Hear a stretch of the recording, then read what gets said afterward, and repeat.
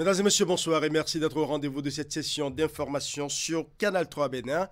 Le Bénin abrite depuis ce mardi les travaux de l'atelier national d'identification des métiers porteurs de croissance. Il sera question pour les participants de définir une liste de formations prioritaires dans les pays de l'UEMOA et du Tchad. Une activité qui s'inscrit dans la droite ligne de la mise en œuvre du programme régional de formation professionnelle. Les détails dans ce journal. Dans le département de l'Atakora, les populations de Matérikob et Tukuntuna et de Tanguita bénéficient d'un nouveau projet dans le secteur de la santé. Il s'agit du projet de prévention des maladies sexo-spécifiques et promotion de la santé sexuelle et reproductive. Une contribution des mutuelles de santé au Bénin. C'est un projet de nouvelle coopération lancé vendredi dernier à Tanguita.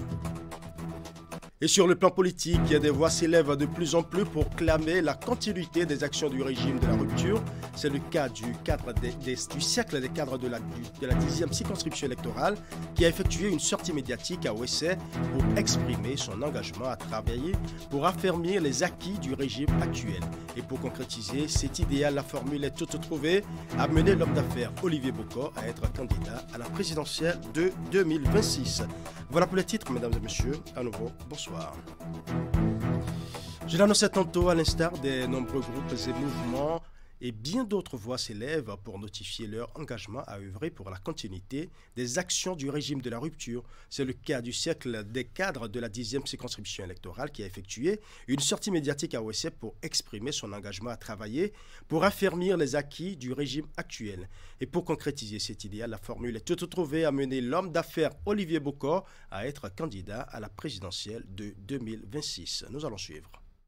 Loin d'agir par mimétisme, les organisateurs disent donner ici la preuve de leur engagement à préserver, mais également à fermer les acquis de la rupture. Démarrée par une caravane, cette sortie des cadres de la 10e circonscription électorale intervient à la suite d'une analyse objective et rigoureuse de l'actualité ces derniers temps dans le pays.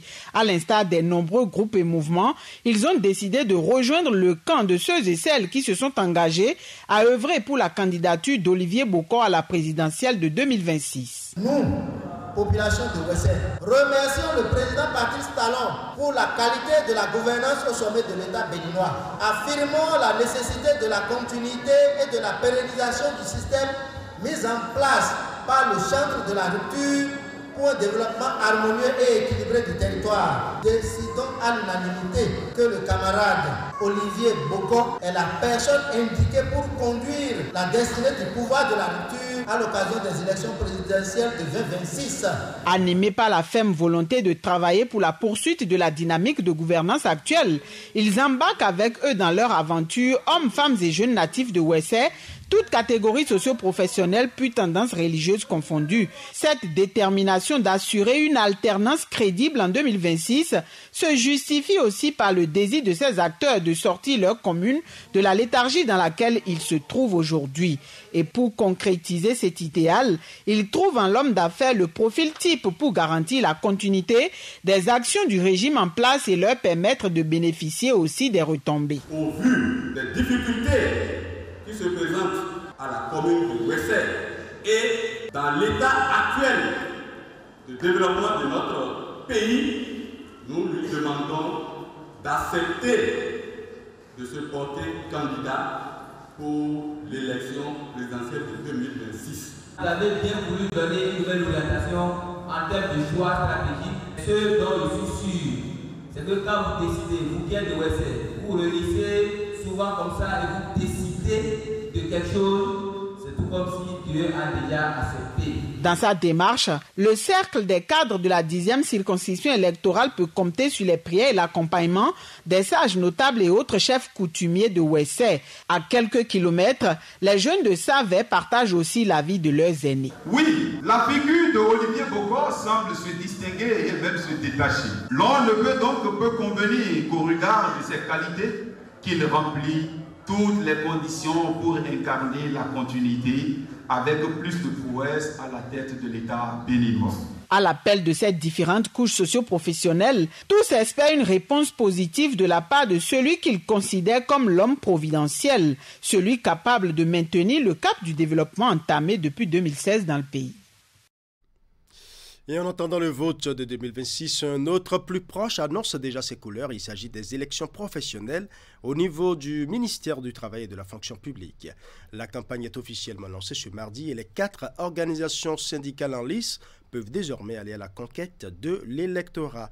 Le vote est prévu pour le mercredi 19 juillet prochain. Reportage. Les cadres et autres travailleurs du ministère du Travail et de la fonction publique envisagent d'améliorer la gouvernance et la lutte syndicale au niveau de leur département ministériel. Cette ambition se matérialise par le lancement de la campagne des élections professionnelles. L'autorité de tutelle a donné le top tout en restant maternelle aux yeux de son personnel, mais surtout catégorique sur la nécessité de voir la campagne et le vote se dérouler sans heurts.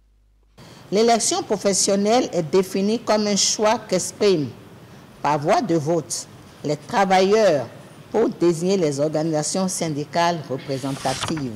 Je voudrais inviter tous les acteurs impliqués à œuvrer de sorte qu'elle soit une occasion de fête et de consolidation des liens de fraternité et de camaraderie entre les travailleurs.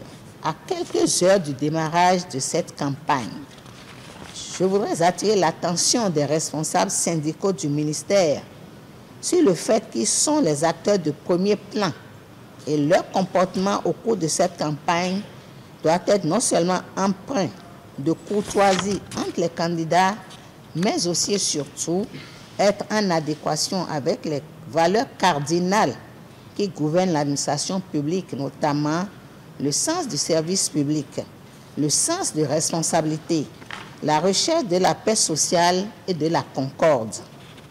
L'expérience est à sa première édition et elle va durer 2 semaines. La commission électorale dit avoir mis les bouchées doubles pour une réussite parfaite. Elle compte également sur le sens de responsabilité aussi bien des organisations syndicales en lice que sur l'ensemble du personnel. À présent, Madame le ministre, que votre personnel est devant vous. Les secrétaires généraux des organisations syndicales retenues sont devant vous. Et même les représentants de l'organisation syndicale non retenue est avec nous. Je crois que le pari est en train d'être gagné. Parce que chez nous, on dit, lorsque vous devez être bien accueilli à une réception, l'eau qui doit servir à laver les mains le prouve. Je pense que nous sommes sur la bonne voie. Et par rapport au chronogramme, nous sommes aujourd'hui à une phase décisive. Le mot des organisations syndicales, en cette occasion du lancement des campagnes, loin d'être un discours classique, est plutôt les mots de reconnaissance et de remerciement en votre endroit, Madame le ministre. Remerciement dans le sens que les organisations syndicales ont été associées à chaque étape du processus des préparatifs des 10 élections, dont la conduite a été confiée au secrétaire général du ministère, président de la commission électorale faisant office du président de la Sénat pour ces élections. La finalité de ces élections professionnelles est de parvenir à désigner de façon démocratique les organisations syndicales les plus représentatives. 4 syndicats sont en compétition et se verront évalués dans 17 bureaux de vote. La campagne prend fin le mardi 18 juillet à minuit. Ouverture ce mardi des travaux de l'atelier national d'identification des métiers porteurs de croissance au Bénin. Il sera question de définir une liste de formations prioritaires dans les pays de l'UEMOA et du Tchad, une activité qui s'inscrit dans le cadre de la mise en œuvre du programme régional formation professionnelle. Les détails dans ce reportage. 4 jours de travaux pour identifier les métiers porteurs de croissance au Bénin. Dans le cadre de la mise en œuvre du projet Programme régional formation professionnelle, les différents acteurs béninois concernés par les questions de la formation professionnelle et d'emploi prennent part à cet atelier national. Avant cette phase, avec les échanges, je constatais déjà que plusieurs des participants se sont préparés pour que l'atelier se passe dans de bonnes conditions, pour que les réflexions, les échanges soient véritablement porteurs. C'est pourquoi donc j'ai insisté sur ce remerciement. Après les mots de bienvenue, Monsieur le secrétaire général du ministère, je voudrais, au nom de tous les participants, vous inviter à transmettre à nos ministres, le ministre en charge de la formation professionnelle et le ministre en charge de la promotion de l'emploi, tous nos remerciements pour leur soutien indéfectible. Il s'agira de définir une liste des formations prioritaires dans les pays de l'UEMOA et du Tchad. L'atelier national qui démarre ce mardi 4 juillet 2023 fait suite aux assises de Ouagadougou en avril 2023. L'initiative vient renforcer la vision du gouvernement du Bénin. La question de l'emploi des jeunes est une préoccupation majeure pour le gouvernement de son Excellence le Président Patrice Talon qui, depuis 2016, a initié plusieurs actions pour doter le Bénin d'un vivier de compétences capables de faire face aux besoins réels des entreprises et relever nos défis communs de développement.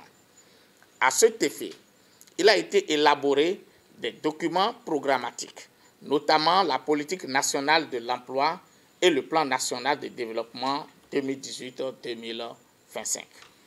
L'agro-industrie, le numérique, le tourisme, l'hôtellerie, restauration, le cadre de vie, les transports, l'artisanat et l'énergie sont entre autres secteurs à fort potentiel inclusion économique retenus dans le plan national de développement pour la période 2018-2025. Les travaux de cet atelier national prennent fin vendredi prochain. Parlons à présent de la tournée de la ministre de la Microfinance et des Affaires sociales dans les communes de Tukuntuna, Tangueta et Basila. Ce périple de 3 jours a pour principal objectif de permettre à l'autorité d'échanger avec les populations afin de recueillir les préoccupations de ces dernières. Une manière assez efficace pour mieux s'enquérir du niveau de satisfaction de la phase 2 du système de microcrédit à l'AFIA. Reportage. Dans le cadre de cette tournée, Madame Véronique Toyin-Foldé et son équipe ont ciblé les communes peu impactées par le microcrédit à l'AFIA.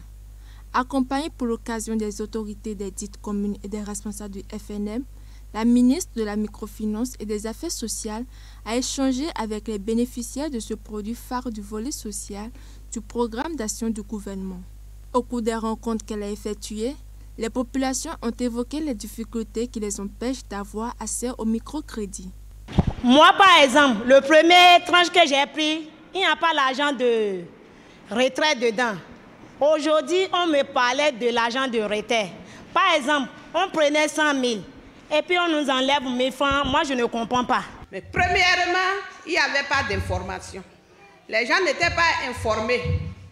Il y a 2 ans, quand on est venu réunir la population pour leur parler de ça, il y a eu encore plus de compréhension. Mais après ça, les dossiers se sont constitués. Comme certaines viennent de le dire, on ne sait où les déposer. Aux préoccupations exposées par les populations, des réponses ont été apportées par les responsables du Fonds national de la microfinance. Au niveau des systèmes financiers décentralisés, le montage du dossier se fait au niveau local. Et il y a un transfert qui se fait au niveau du siège. Nous avons échangé avec les responsables des SFD et ont trouvé que par rapport aux questions de renouvellement, il y a d'abord le fait que les bénéficiaires n'utilisent pas toujours le même numéro. Le président Patrice Talon a allégé toutes les conditions qui entourent le microcrédit. Lorsque vous empruntez 50 000, au bout de 6 mois, c'est seulement 2 000 francs d'intérêt qui sont sur les 50 000. Et ça passe directement par le téléphone. Lancé en 2020, le microcrédit à l'AFIA vise à lutter contre la pauvreté au sein des couches les plus vulnérables de la société. Couvrant toute l'étendue du territoire national, il permet aux bénéficiaires d'accéder à des enveloppes financières d'une valeur consistante. Et pendant ce temps, les pharmaciens sont à l'école du Code de la sécurité sociale en République du Bénin. L'initiative émane de la Caisse nationale de sécurité sociale et l'inspection du travail en collaboration avec l'Ordre national des pharmaciens du Bénin. Organisée ce mardi à Cotonou, la rencontre a mobilisé les pharmaciens autour du thème « La protection sociale dans les établissements pharmaceutiques du Bénin ». Reportage. Ils sont nombreux à répondre à l'appel du directeur de la Caisse nationale de sécurité sociale et de la présidente de l'Ordre national des pharmaciens du Bénin. Il s'agit des pharmaciens venus de tous les départements pour s'approprier le Code de sécurité sociale en République du Bénin. La carte pharmaceutique de notre pays s'élargit et avec elle, nous avons constaté quand même une inflation, j'allais dire, des manquements à la législation de la sécurité sociale lors de nos différents contrôles. Donc nous avons jugé opportun de sensibiliser les pharmaciens propriétaires d'officines afin que désormais qu'ils se conforment à la législation. Nous utilisons une main-d'œuvre importante. Nous sommes des promoteurs d'emploi, surtout pour la jeunesse. Nous sommes une force pour l'économie béninoise. Nous espérons qu'à la fin de cet atelier, les employeurs, que dis-je, les pharmaciens, auront désormais une bonne compréhension du régime général de sécurité sociale et surtout connaître leurs obligations afin d'anticiper sur les motifs éventuels de redressement. 3 thématiques majeures ont servi de base à ces échanges d'informations et de sensibilisation. Développées par des experts en la matière, la première est axée sur la relation de travail et ses implications, et la deuxième renseigne sur les obligations déclaratives et paiement des cotisations sociales du pharmacien. La troisième thématique, quant à elle, est basée sur le contrôle employeur. Les attentes de la Caisse nationale de sécurité sociale et de l'inspection du travail sont grandes en raison des conséquences fâcheuses qu'entraînent les redressements opérés consécutivement au contrôle sur les finances des officines de pharmacie et par ricochet sur toute la communauté nationale. Cette séance de formation qui marque le début d'un partenariat entre les deux institutions a pour but de doter chaque participant du réflexe du respect de la législation sociale nécessaire à la réalisation de l'idéal de la sécurité sociale pour tous. La population de Materi, Kobli-Tukuntuna et de Tanguita bénéficie d'un nouveau projet dans le secteur de la santé. Il s'agit du projet de prévention des maladies sexo-spécifiques et promotion de la santé sexuelle et reproductive, une contribution des mutuelles de santé au Bénin. Ce projet de nouvelle coopération a été lancé vendredi dernier à Tanguita. Reportage. L'ONG Louvain Coopération ne cesse d'initier des projets innovants visant à renforcer la résilience des populations visées face aux chocs sanitaires. Après son projet d'accès aux soins de santé et promotion de la santé, elle vient par la présente rencontre à Tanguita lancer officiellement un nouveau projet dénommé Prévention des maladies sexo-spécifiques et promotion de la santé sexuelle et reproductive, contribution des mutuelles de santé au Bénin. Un projet novateur financé par Wallonie Bruxelles International et cofinancé par les mutualités libres de Belgique avec des objectifs bien précis. Le projet vise la consolidation des acquis actuels du programme Accès aux soins de santé et promotion de la santé de Louvain Coopération, mais sera toutefois novateur, notamment grâce à l'introduction de la prévention des maladies sexo-spécifiques et promotion de la santé sexuelle et reproductive. Le projet vise à apporter une réponse, entre autres, d'une part, à l'une des priorités du gouvernement béninois dans le domaine de la santé contenue dans le plan national de développement sanitaire 2018-2022, en sa deuxième orientation stratégique intitulée « Prestation de services et amélioration de la qualité des soins ». Et d'autre part, à un besoin ressenti localement. La collaboration entre les mutualités de santé et les formations sanitaires bénéficiaires du présent projet permettra de réaliser des résultats tangibles au profit des populations cibles. Je suis vraiment heureux que le département de l'Atakora bénéficie de cette intervention. Nous gagnons quand nous intervenons sur les jeunes et les adolescents. Je ne voudrais pas dire que ceux qui sont plus âgés ne vont pas en profiter parce que Louvain intervient avec un paquet d'activités qui ne laissent ni le vieux ni l'enfant, mais qui s'occupent de l'homme. Dans la mise en œuvre de ce projet, Louvain Coopération peut toujours compter sur les conseils communaux de Materi, Tukuntuna, Kobli et Tanguita qui font de la santé sexuelle et reproductive des adolescentes et des jeunes leur préoccupation essentielle. Si les élus locaux, à l'instar des États, sont tenus de faire respecter et protéger les droits relatifs à la santé sexuelle et reproductive des femmes, nous, autorités communales et locales, n'avons aucune raison à ne pas accompagner Louvain de coopération dans la mise en œuvre de ce projet. Au cours de ce lancement, une projection est faite pour permettre aux participants de cerner les différents contours du dit projet qui couvre la période de 2023 à 2025. Vous le savez déjà, c'est les grandes vacances et dans les départements du Bénin, des tournois s'initient un peu partout pour occuper les jeunes. Dans le littoral, le tournoi de l'indépendance qu'organise Patrice Alakwata a démarré et prend en compte les 13 arrondissements de Cotonou. Pour le match d'ouverture, ce sont les équipes des 8e et 9e arrondissements qui ont ouvert le bal de ces rencontres sportives. Les détails avec Teddy Goudalo. Voici le geste qui donne le coup d'envoi de la 3e édition du tournoi de l'indépendance qu'organise annuellement Patrice Alakwata au profit de la jeunesse des 13 arrondissements de Cotonou. Sur ce stade René Pleven d'Akpakpar, le match d'ouverture a mis aux prises les équipes des 8e et 9e arrondissements.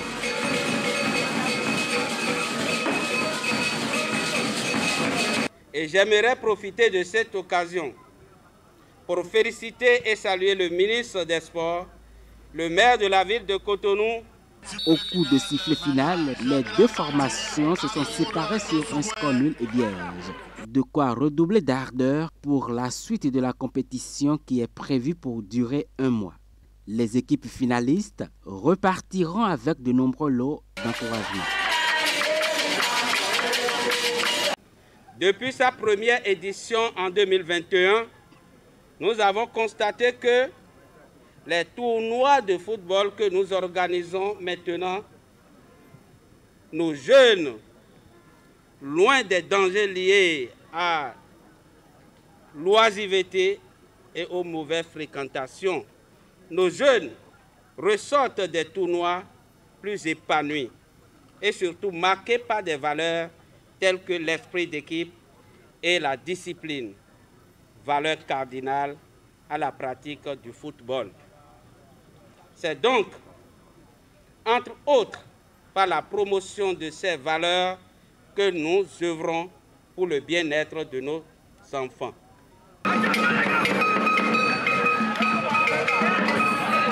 Toutes les dispositions dignes d'un tournoi de football sont prises par les organisateurs pour faire de cette édition 3 du tournoi Patrice Alakwata une réussite.